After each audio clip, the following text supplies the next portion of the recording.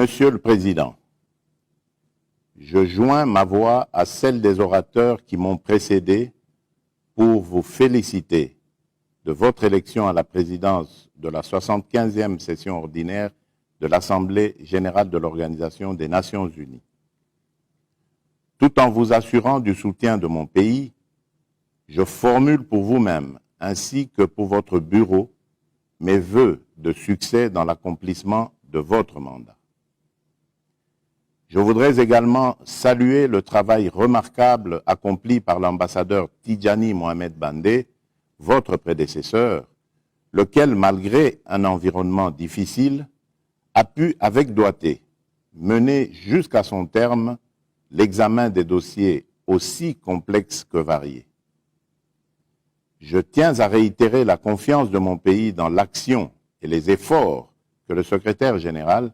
M. Antonio Guterres, déploie depuis son avènement à la tête de notre organisation. Monsieur le Président, nous tenons cette 75e session de l'Assemblée générale dans un contexte exceptionnel et particulièrement difficile, marqué par la maladie à coronavirus, une pandémie qui a causé d'innombrables pertes en vies humaines, a perturbé nos économies et a freiné la réalisation de nos efforts pour réduire la pauvreté, maintenir la paix et la sécurité internationale, garantir la justice et les droits humains, favoriser le progrès social tout en protégeant l'environnement. Face à cette menace mondiale, chaque pays a su montrer une forte capacité de résilience et trouver en son fort intérieur les manières les plus inventives pour sensibiliser et protéger sa population, tout en coopérant avec le reste du monde, soit pour tirer les leçons de l'expérience des autres, soit pour partager avec eux des progrès réalisés dans son propre pays par rapport à cette maladie. Dès la détection du premier cas de Covid-19 à Kinshasa le 10 mars 2020, mon gouvernement a immédiatement pris des mesures rapides et décisives pour contenir la propagation du virus. Et au regard de la gravité et la nature hautement contagieuse et mortelle de la pandémie, j'ai décrété l'état d'urgence sanitaire sur l'ensemble du territoire national après avoir créé une task force présidentielle et une cellule multisectorielle de riposte contre la Covid-19. Nous avons ainsi réussi à capitaliser les acquis de la gestion de l'épidémie d'Ebola pour améliorer nos capacités de riposte face à la pandémie de Covid-19 qui se chevauchait. Dans cette dynamique, le gouvernement a mis en place un comité multisectoriel et un secrétariat technique qui a élaboré un plan structuré de la riposte contre la Covid-19. Afin de relever les défis variés et complexes qui ont été entraînés par la pandémie dans les secteurs de la santé, de l'économie et de la sécurité, j'avais instruit ma task force ainsi que le gouvernement de travailler en étroite collaboration pour coordonner l'élaboration du programme multisectoriel d'urgence, d'atténuation des impacts de la pandémie, programme que j'ai personnellement lancé le 18 juin 2020. Je saisis cette opportunité pour exprimer toute ma gratitude pour l'assistance apportée à mon pays par les partenaires en ce moment particulièrement difficile et de solliciter de nouveau leur soutien aux efforts et aux mesures coordonnées prises à ce jour par mon gouvernement pour lutter contre la Covid-19 et au-delà. C'est ainsi que mon pays, la République démocratique du Congo, a pu réduire le taux de létalité de la pandémie de 10% dans les premiers jours à moins de 2,5% actuellement. La coordination multilatérale cohérente assurée par l'ONU en général et l'Organisation mondiale de la santé en particulier a notamment réussi à garantir une solidarité internationale véritable efficiente et efficace et a permis de promouvoir une plus grande interaction avec les partenaires au développement et les institutions financières et économiques internationales en vue de mobiliser les ressources nécessaires à la lutte contre la pandémie, ainsi qu'à aider les pays en développement à renforcer leurs systèmes de santé nationaux. La pandémie nous a montré qu'il n'existe qu'une planète, qu'une santé, et que nos sorts sont liés. Pour la République démocratique du Congo, afin d'aider les pays en développement à sortir effectivement de la crise et à mieux assurer l'après-Covid-19, les efforts de la communauté internationale devraient inclure l'annulation et autres allègements du fardeau de la dette afin de leur permettre de mieux se reconstruire. Nous saluons les efforts et les mesures prises par le G20 et les institutions financières internationales en reportant les délais de paiement de la dette et les invitons à prendre d'autres décisions en vue de son annulation totale. Toutes ces mesures de soutien ou le financement supplémentaire des pays en développement ne devraient être liées à aucune conditionnalité et ne devraient pas non plus imposer d'entreprendre certaines réformes de politiques économiques telles que des mesures d'austérité. Aussi, je lance un appel à la communauté internationale à renforcer la solidarité internationale, les efforts conjoints, la coopération multilatérale et le partenariat avec tous les pays en développement, y compris dans le domaine du renforcement des capacités et de l'assistance technique pour combattre et arrêter une maladie qui est notre ennemi commun et démontrer notre capacité à travailler ensemble dans la solidarité. Je reconnais par conséquent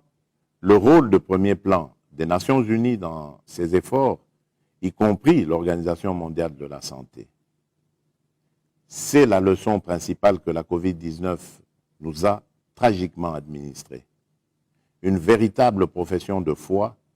en faveur du multilatéralisme au regard du niveau de la coopération internationale dans la lutte contre cette pandémie. Monsieur le Président, le changement climatique constitue une menace pour l'homme et ses droits fondamentaux, particulièrement pour les populations vulnérables.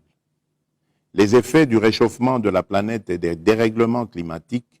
qui l'accompagnent se font de plus en plus sentir avec acuité dans le monde entier. Ils sont dangereux et s'accélèrent. Face à ces menaces que posent les changements climatiques et la dégradation de l'environnement, notre action en faveur du climat et de l'économie verte comme fondement de notre devenir et de notre développement n'est pas simplement une nécessité, mais une obligation urgente pour un avenir pacifique et durable. Pour sa part, la République démocratique du Congo a pris des engagements contraignants pour réduire ses émissions de gaz carbonique et atténuer les effets du changement climatique. Nous sommes déterminés à tout faire pour parvenir à la mise en œuvre de nos engagements en faveur du climat par la préservation de nos forêts. Conformément à ma promesse et à l'engagement pris au cours de la 74e session de l'Assemblée générale, il est institué en République démocratique du Congo des jardins scolaires, 1 milliard d'arbres à l'horizon 2023. Ce programme, qui a été adopté par mon gouvernement, débute ses activités au dernier trimestre de cette année 2020. Il vise à réaliser un grand chantier communautaire et éco-citoyen de restauration écologique et à fort bénéfice socio-économique au profit des populations urbaines et rurales. Nous attendons par conséquent que nos partenaires respectent également leurs engagements financiers dans le cadre de la préservation des forêts tropicales, notamment celui du Fonds vert pour le climat, créée en faveur des pays les moins avancés. Monsieur le Président, au plan national, j'ai engagé le pays dans des réformes à plusieurs niveaux, dont celui des finances publiques et de l'amélioration de la bonne gouvernance et la réduction de la pauvreté. Sur le plan économique, la République démocratique du Congo a fait du programme de développement durable à l'horizon 2030 et de l'agenda 2063 de l'Union africaine le pivot sur lequel se fonde sa politique de développement.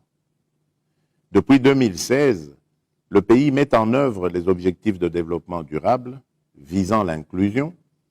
l'équité sociale et la transparence à tous les niveaux. Pour ce faire, mon gouvernement a mis en place le plan national stratégique de développement qui constitue le cadre fédérateur de toutes les politiques et stratégies nationales, provinciales et sectorielles sur les objectifs de développement durable afin de permettre à la République démocratique du Congo de diversifier son économie, encore basée sur l'exploitation des ressources naturelles, et d'accélérer les investissements dans les infrastructures et le capital humain, tout en favorisant les investissements dans les secteurs sociaux.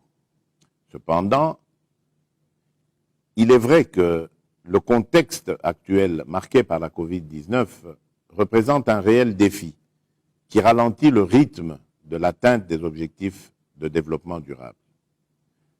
Aussi, mon gouvernement a-t-il élaboré, comme je l'ai mentionné au début de mon propos, un programme multisectoriel d'urgence d'atténuation des impacts de la Covid-19 afin d'amortir le choc lié à la crise sanitaire sur l'environnement socio-économique et soutenir la relance de l'activité économique. Monsieur le Président, la situation sécuritaire qui prévaut dans la partie orientale du pays demeure préoccupante. La paix n'y est pas encore totalement retrouvée. Certains éléments résiduels des groupes armés, aussi bien nationaux qu'étrangers, y sont encore actifs et continuent à semer la mort et la désolation. Ils s'attaquent non seulement aux éléments de nos forces armées, mais aussi aux soldats de la paix de la MONUSCO, qui nous assurent de leur appui logistique ainsi qu'à la population civile. Tout cela dans le but de saper les efforts déployés par le gouvernement pour la stabilité de la République démocratique du Congo et de la région. Ces groupes armés pratiquent une guerre non conventionnelle et asymétrique. Ils agissent en totale méconnaissance de la valeur humaine et commettent des exactions et des violations massives des droits humains, notamment par des viols et des massacres à répétition des populations civiles dans les coins isolés de certains territoires bien connus de l'Est du pays, à l'instar de la région de Beni et ses environs, de Djougou en Ituri et de Rutshuru. Le constat établi démontre d'une manière générale que ces groupes armés disposent des moyens qui leur permettent de poursuivre leurs activités. Ces moyens proviennent souvent de l'exploitation illicite des ressources naturelles écoulées en dehors de la République démocratique du Congo, à travers des réseaux bien établis et sans aucun doute avec l'aide de certains souteneurs. Nous ne pouvons pas, en effet, arriver à neutraliser les groupes armés sans éradiquer leurs sources d'approvisionnement et d'appui que sont ces réseaux et autres souteneurs. Je lance un appel à la communauté internationale afin que des sanctions appropriées, ciblées et efficaces leur soient appliquées. Monsieur le Président, c'est dans ce contexte général que s'inscrivent la revue et le dialogue stratégique pour la transformation de la présence onusienne en République démocratique du Congo. en attendant que nous puissions nous convenir sur les contours définitifs de l'avenir de la MONUSCO sur le territoire national, le vœu de la République démocratique du Congo est de voir pendant cette période de préparation à la sortie le renforcement de la collaboration sur le terrain au sein des unités de la MONUSCO et avec les FARDC afin que la puissance de feu attendue pour protéger la population et restaurer la paix, la sécurité et l'autorité complète de l'État sur toute l'étendue du territoire national, y compris dans les localités où la présence des groupes armés est encore visible, soit effective. Ma détermination est de redonner le plus tôt possible le sourire aux populations de l'Est de mon pays qui vivent dans l'insécurité depuis plus de 2 décennies. Pour ce faire, la République démocratique du Congo s'inscrit en faveur du principe d'accroître la capacité opérationnelle de la brigade d'intervention, notamment en la dotant d'unités spéciales adaptées à la guerre asymétrique que nous imposent les groupes armés à l'est du pays. Monsieur le Président, l'agenda en faveur de l'amélioration de la situation des droits de l'homme en République démocratique du Congo fait partie des priorités de mon gouvernement qui, depuis mon investiture, est engagé dans le combat contre les antivaleurs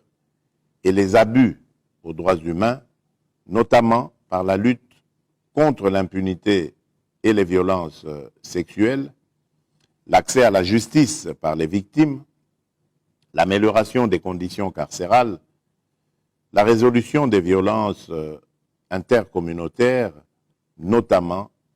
par la création et la mise en place des mécanismes de justice transitionnelle. Toujours dans la quête de l'amélioration de la situation des droits humains et de la justice sociale en République démocratique du Congo, j'ai créé depuis le 22 avril 2019 l'Agence de prévention et de lutte contre la traite des personnes, en plus du Comité national de prévention contre la torture. Pour mettre un terme à une certaine mauvaise pratique de la gestion de la chose publique et pour lutter efficacement contre la corruption, la fraude et les antivaleurs, j'ai créé une agence de prévention et de lutte contre la corruption qui va permettre de renforcer la politique de prévention de la corruption à l'égard des personnes en charge aussi bien de l'exécutif que du secteur privé. Monsieur le Président, depuis le début de mon mandat, je ne cesse d'accentuer les efforts de mon gouvernement en faveur de la promotion et de la protection des droits des femmes et des jeunes filles. Je mesure combien cette catégorie de la population congolaise a particulièrement souffert des affres des années troubles que mon pays a traversées. C'est pour combattre toutes les formes de violence sexuelle et celles basées sur le genre que mon pays a mis en place plusieurs textes juridiques et administratifs et pris les initiatives importantes. Je suis conscient que, nonobstant ces innombrables efforts, le chantier demeure vaste dans ce domaine. Ma détermination à lutter en faveur des droits des femmes, des filles et des enfants reste grande. C'est pour cela que mon pays a accueilli très favorablement la création, le 30 octobre 2019, du Fonds mondial pour la réparation des victimes des crimes sexuels commis pendant le temps des conflits. L'ONU devrait continuer à assurer la coordination multilatérale, la cohérence et la responsabilisation au sein du système pour garantir une solidarité internationale. C'est pourquoi je réitère mon appel urgent pour la réforme du Conseil de sécurité des Nations Unies, afin de rendre cet organe plus transparent, plus démocratique et plus représentatif de la composition de notre organisation. Depuis plus d'une décennie, nous rappelons chaque année l'injustice criante que subit le continent africain dans sa représentation, tant au sein du Conseil de sécurité que dans les différentes organisations internationales qui composent le système des Nations Unies. Le sentiment de frustration qui laisse une quasi-indifférence face à cette évidence participe à l'accentuation des frustrations sociales et populaires qui aboutissent parfois à des épisodes de violence dans de nombreux pays. La réforme des Nations Unies doit en outre tirer les leçons de l'expérience en matière de coopération internationale en vue d'assurer une plus grande efficacité aux agences et fonds engagés dans la bataille du développement économique et social. Nous devons nous engager à appliquer des mesures concrètes pour rendre véritablement irréversible aussi bien l'éradication de la pauvreté que la réduction des inégalités, promouvoir l'inclusion sociale et l'environnement de façon holistique, renforcer la coopération économique et technique, avancer sur le chemin de la solidarité et du développement et pour préserver la paix et la sécurité internationale. Ainsi, le village planétaire dans lequel nous vivons pourra refléter la solidarité internationale, le respect des droits humains et de l'environnement, ces valeurs qui nous caractérisent. Je vous remercie.